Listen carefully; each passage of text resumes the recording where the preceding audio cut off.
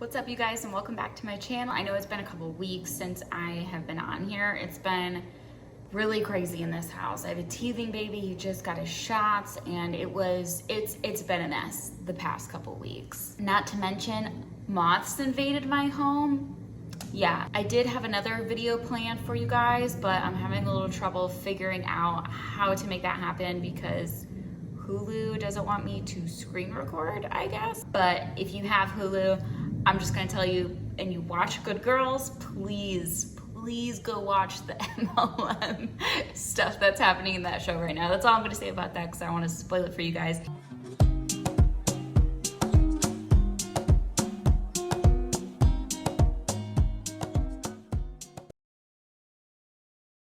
Today is gonna be kind of an Ex-Hun confession sesh. And you know what, let's just jump right into it. This is gonna be a little messy. First thing I wanna get right into is conference. If you're familiar with MLMs at all of them have a conference that they go to get all of their Huns hyped up and ready to scam other people as they get scammed themselves out of hundreds of dollars potentially, or maybe thousands. And the corporate staff knows they're doing this. A stadium full of people, at least for my company, we would rent out a stadium and fill it with people. And it's weird thinking back on it now because the corporate staff would get on stage knowing that most of the people in this stadium aren't making money. Like any or barely a couple $100 a month, if that. I mean, if that. People go into credit card debt, people borrow money, people do all kinds of things to get to these events. These events cost, I think mine was a couple $100 just for the ticket to get into the conference. And then you have to pay your own travel. So however you get there, you're responsible for that, you're responsible for food, and you're responsible for somewhere to stay. People would be sleeping on the floor, people would sleep on the little pack-away beds, several people in a bed, all of that. The one that I actually attended, me and this girl rented an Airbnb, but we couldn't get anywhere even close. So we had to Uber all the way. It was so expensive, it was ridiculous. My upline had one of the nice hotel rooms that the company reserves for people who are like super high up. After conference was over, I don't know if it was the whole conference or just the first day, I honestly don't remember the exact timeline, but we all went back to her hotel room to hang out and bond and have like a little team bonding sesh, talk about things that happened that day in conference, all of that. So we're going around the circle, we're like in a circle in the room. Our whole team's upline is over standing by the door. And I'm sitting on the floor with a bunch of other people and we're talking about like our breakthroughs, our takeaways. It's starting to get like pretty emotional. People are really bearing it all in this room, which if I had known it wasn't that deep, I wouldn't have gotten that deep. But to me, I was heavily, guys, I was so deep into this, even though I wasn't really making any money at all. So while we were sitting there, I checked my phone because I got an alert on my phone that my account was overdrawn. Woohoo, great, you're in a whole different state and your account is overdrawn. What a good time. I had $99 in the bank and it got overdrawn. I think it was like my auto ship and I was crying. I was saying how I would never let myself let this happen again. Like I would never allow my account go over the limit again. And I was sitting there crying, like having this moment, like I'm really gonna do it now because this is where the tables turn for me. This is me turning a new page. Like, and if you've been an MLM, people say that all the time. And I was in for 4 years, so just imagine. And imagine that. Well, imagine that. I said that probably every 6 months. Something would happen and I'd be like, oh, now this is really gonna be what makes me successful. This is gonna be motivational for me every day. Like that's not how it works. And all of that was just such a facade. And I'm looking around the room while I'm embarrassing myself, crying about my account being overdrawn. It was really awkward. I don't enjoy a lot of people, in real life looking at me at one time. No, I get spicy armpits, I get spicy cheeks. It's not a good time. Anyway, I look over at my upline who like I didn't know most people in the room, but I knew my upline. We had gotten on Zooms or like everyone's upline. Now my direct upline wasn't there. She, just the way she was looking at me, like the look on her face said, "Congratulations, you played yourself." Like she looked so unimpressed, unmoved, didn't care, just kind of like she clearly does this every year and it's getting old, even when her team is crying. I'm gonna say something that I was not willing to admit to anyone while I was at that conference, but I actually couldn't even afford the ticket to go. I could afford the room, board, and food and like Uber and stuff, but I couldn't afford the actual ticket, which was, it was either like $150 or like $350. I don't remember, but it was a ridiculous cost. And I couldn't afford it. And so I had to ask my boyfriend, who now is my husband, I had to ask him for the money so I could go. But right before that happened, I had to take my spare change, my spare change in like a little jar, walk it over to the grocery store, put it in the Coinstar, took my ticket to the services, and got some cash because I literally couldn't pay my fee. And I think at the time it was like $20 or something like that. I couldn't pay my fee. If you don't have that back office set up, then you don't take your business seriously. And that's really embarrassing because when you're in these businesses, you have to put on this whole show of, this is what I can do with my money I earned from this. Oh, I don't have to worry about my finances now, and blah, blah, blah. And I don't have to borrow money anymore and all of that stuff. And here I am like faking it so hard because I did have to borrow money. I had to borrow money from my boyfriend to buy the ticket to go there. This might be a bit of a reach, but I know it grinds your gears because you've probably gotten one of these messages, and it grinds my gears because I did this. They push so hard for you to overcome rejections. So when somebody tells you no, when someone says they don't have the money, when someone says that their husband said no, oh, we can't afford it, oh, I just don't have the time, oh, I'm a really busy mom, oh, I'm a stay-at-home mom, any of that, anything that is similar to a no is a rejection, and you're taught to overcome it. Kind of like how men are taught to be persistent instead of just backing off when she says, no, I'm not going to give you my number. Okay, kind of like that. When really no means no. And that's like usually people just trying nicely to let you down.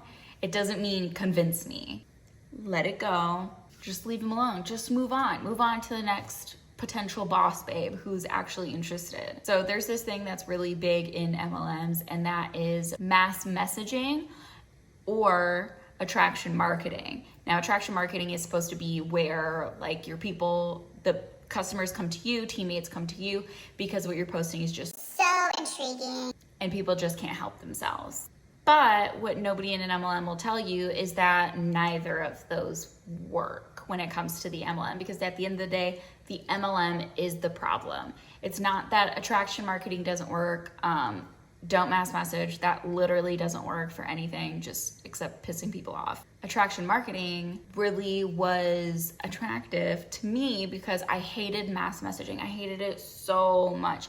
It took so much time and you don't get that much feedback from it. So it's really not a good investment. And then you're also pestering people, which I knew the whole time, and it took a lot to even make myself do it. And when I would do it, I didn't feel good about it already. I felt like dirty about it because I was bothering people, knowing I was bothering people, but then had to tell myself, and my uplines would tell me, well, it's your job. So I was just like, it's my job.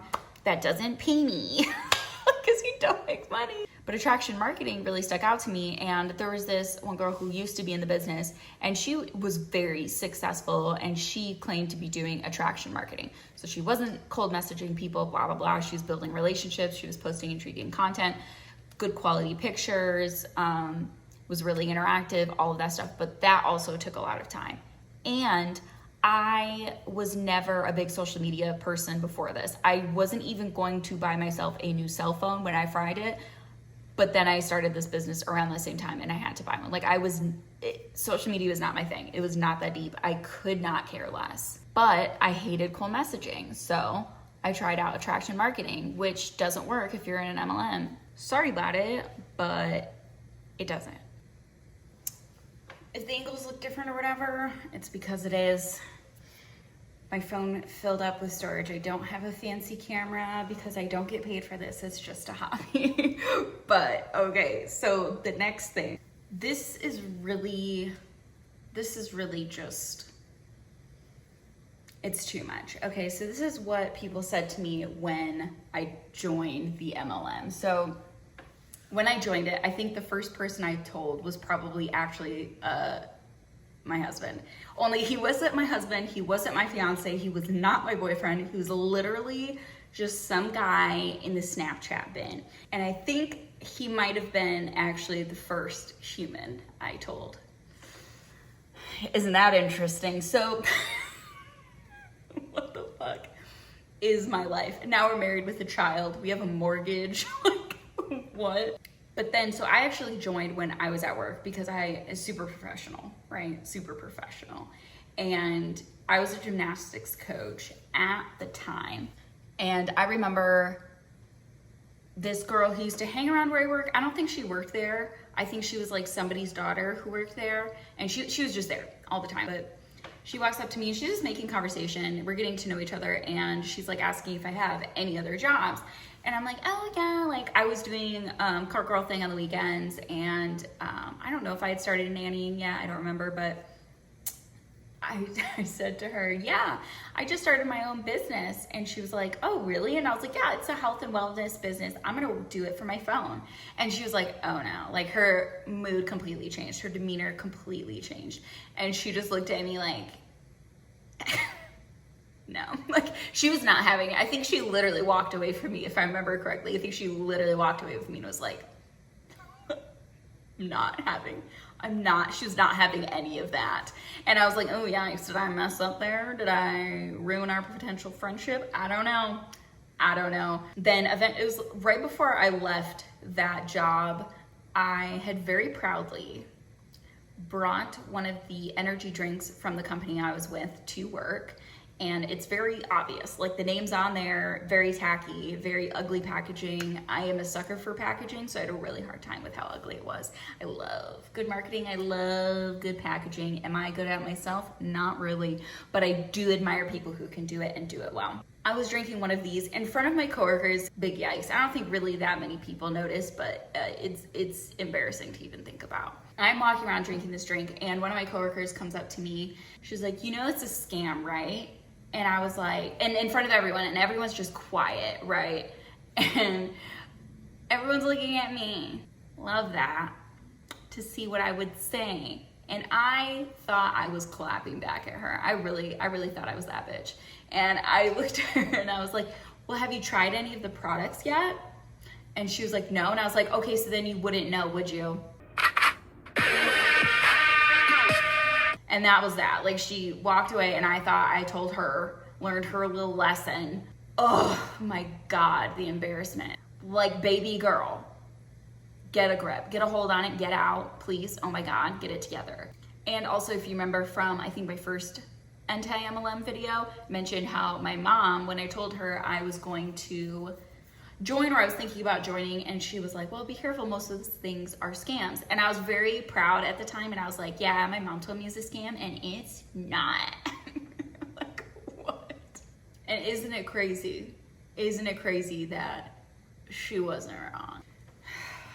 Next, the MLM super boss babe, inspirational figure, motivational speaker, Rachel Hollis. Now, when I was in the MLM, I, just like anyone else in the MLM, super admired her.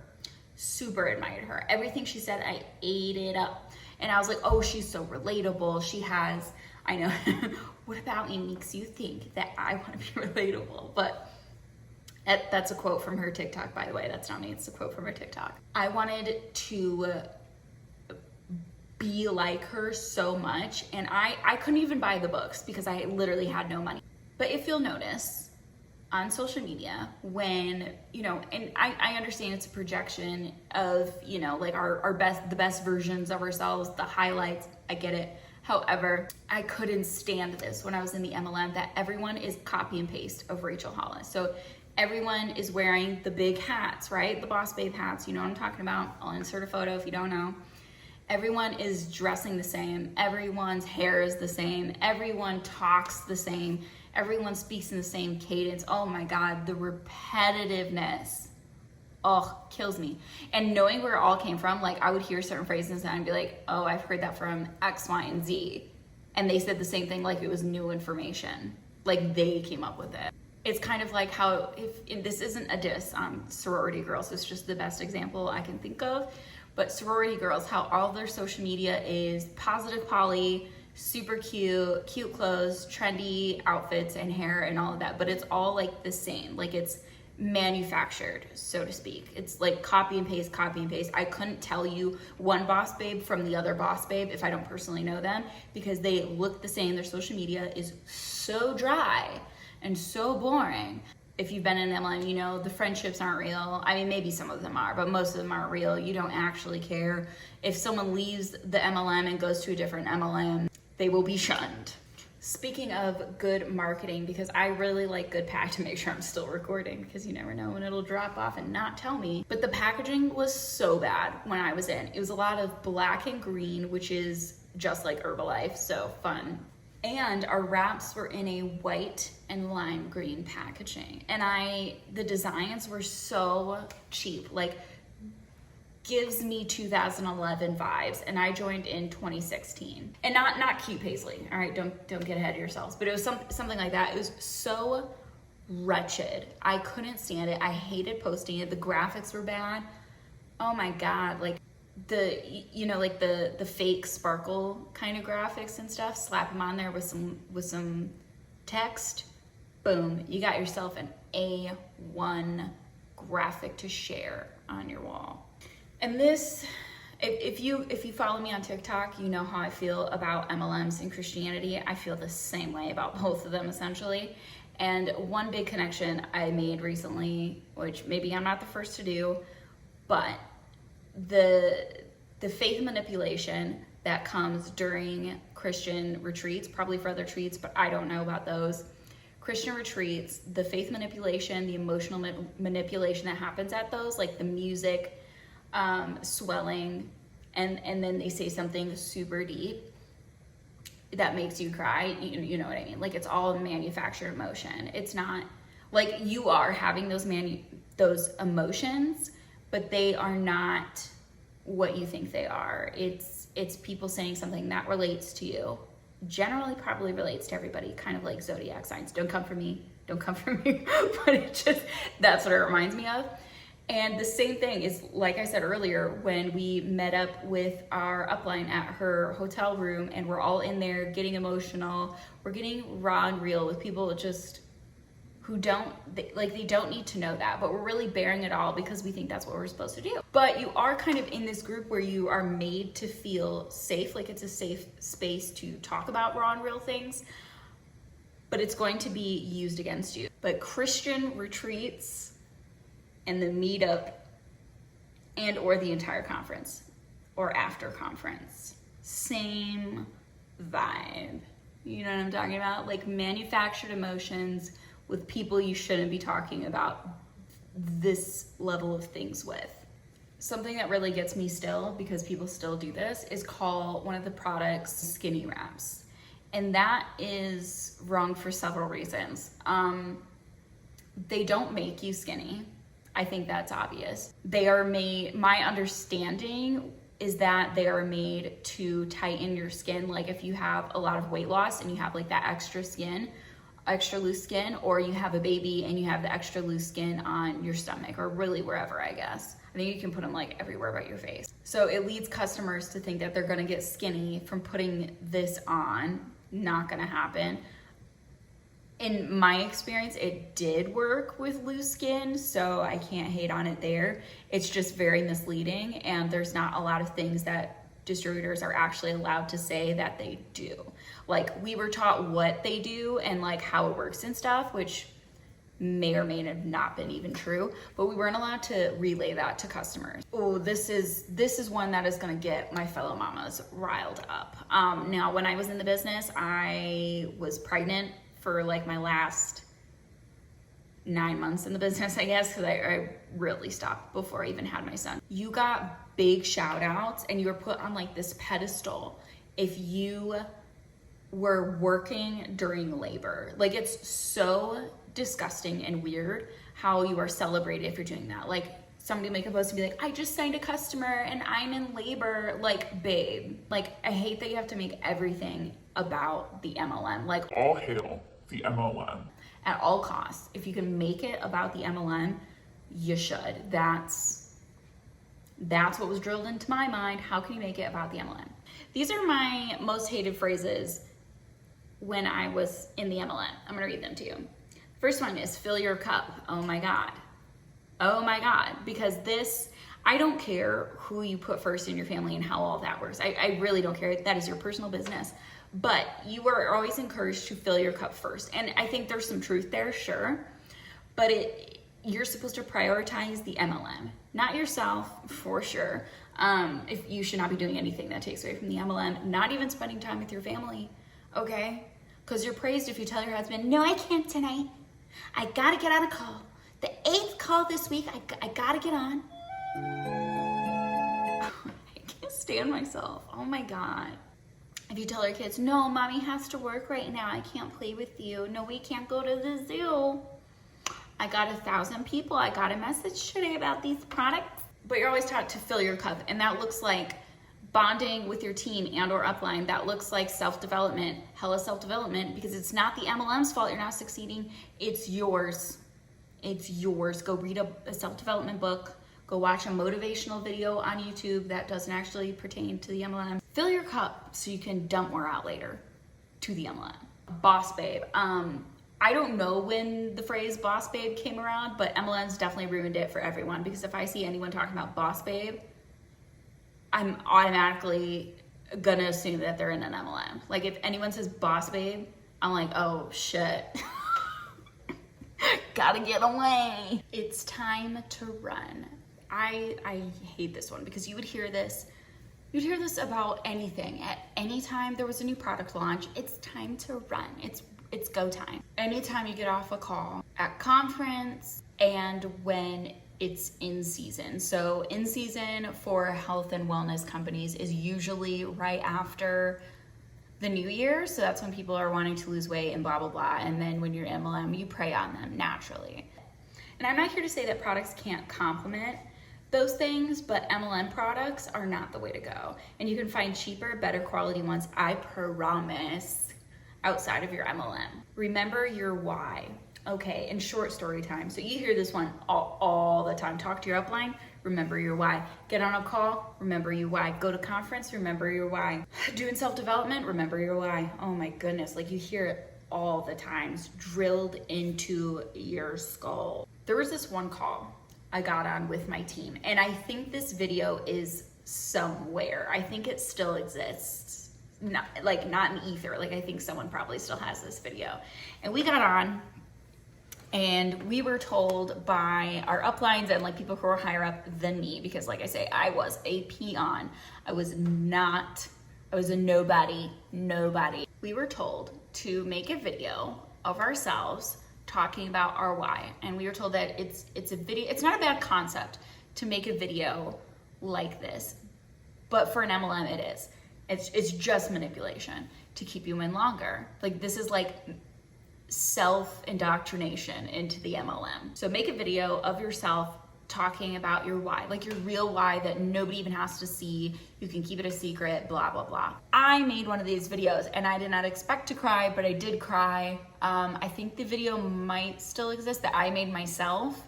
I don't know if I'll put that out there though. I don't know. If you want to see that, comment, and maybe I'll think about doing a video about it. But I don't know. It's rough. It might just be better to let sleeping dogs lie there. Staying plugged in. Whenever I hear the word plugged, all I think about is staying plugged in. Like I'm a vacuum cleaner and I gotta stay plugged in so I can keep vacuuming. Like, what Because if you shy away from your uplines and your team, they're going to cut you out. Like, they're going to shun you. People are going to talk about you. People are going to whisper.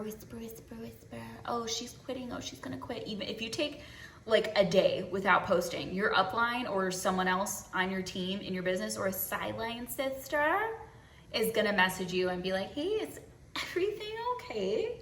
Like, are you all right? Oh, you just needed some time to yourself?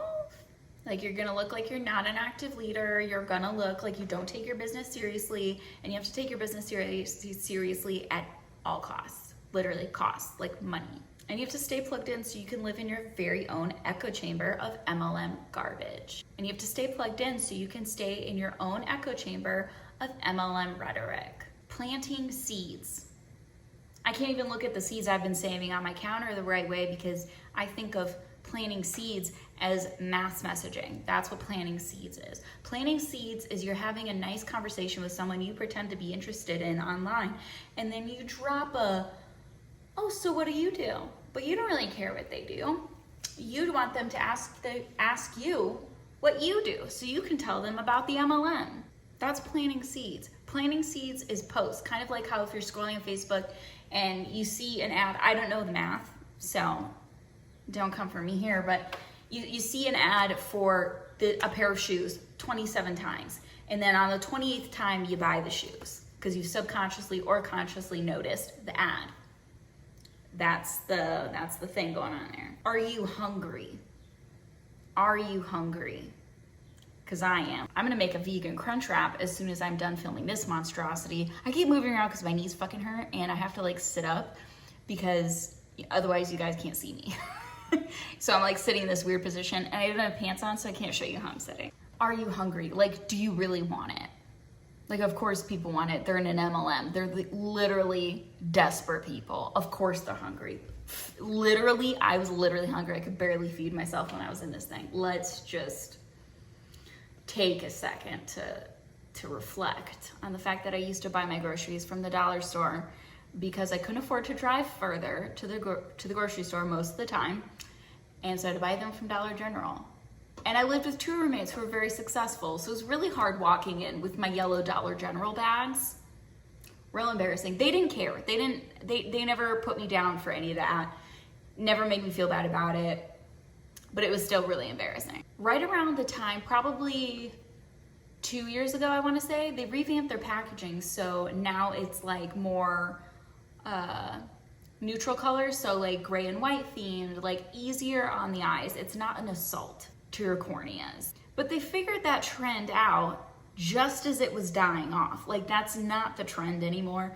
No one cares. Like, they hop on the trend really early or way too late, and the packaging is really important. Okay, this one is for people, if you have a lot of friends in an MLM, you are gonna know what I'm talking about. You ever notice how when someone joins an MLM, they get a lot of likes, people either feel bad for them, give them a pity like, to be like, I support you, please don't message me, don't bother me. But like a supportive like, and that's all. It's just a supportive like, please don't bother people if they like your posts. Oh my God, they're probably just feeling bad and want to support you from over there. But the likes die off, and they die off really fast. And I think it's really interesting because I think it's for a couple reasons. One, because people get tired of seeing that shit and they don't care about supporting you anymore because it's annoying. They probably think you would have quit by now. The algorithm sees that you're not getting genuine interactions, or your interactions are falling off, or they don't want to see your product posts either because you're not paying for ads. This is just a theory. I don't know if it's true. Just a theory. You can look into it on your own. The algorithms are ever changing. But I think it's also because the lack of substance on their profile. The same generic positive quotes, boring. You might get a lot of likes on those if you have a lot of people on your social media already, but it's so boring, not deep.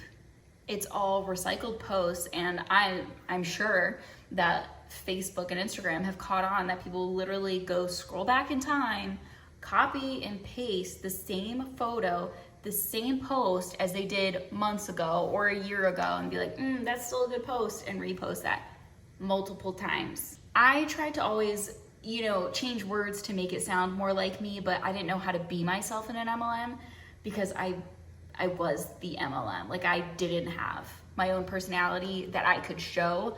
My actual personality, I just kept that off screen because it wasn't brand safe and it was a Christian company and I wasn't acting in a Christian way. But can we talk about the use of emojis? So I have seen in the discussion in the anti-MLM world is people really hate all of the emojis, and I have been guilty of using too many emojis, but I also like to use emojis because it's hard to understand things over text, and I still do this. Like, I still use way too many emojis, but I want people to understand how I'm saying what I'm saying. I like my emojis, and I still use them, and I don't care if it's too much, and I don't care if it's annoying, because you're not gonna know what I mean without it, I think.